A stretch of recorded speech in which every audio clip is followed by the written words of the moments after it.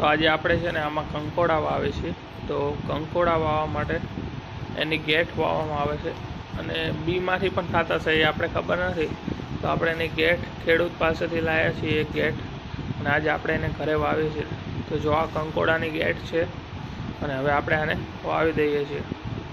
તો આપણે એક મોટું ટબ છે ને એમાં વાવ્યું છે ને આ એક જ ગેઠ વાવ્યું છે, આમાં બીજું કાંઈ આમાં નથી વાવ્યું આપણે। તો આપણે કંકોડાની ગેઠ વવાઈ ગઈ છે।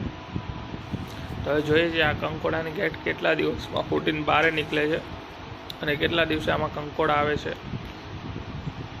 તો ગેઠ તો વવાઈ ગઈ છે ને હવે આપણે આમાં પાણી નાખી દઈએ। તો આનું આપણે દરરોજ વિડીયો બનાવશું કે જેથી કરીને તમને ખબર પડે કે તમે કંકોડા ઘરે કઈ રીતે વાવી શકો છો। તો આજે આપણે કંકોડાની ગેઠ વાવી દીધી છે, હવે આપણે કાલે પણ આનો બીજો વિડીયો બનાવીશું।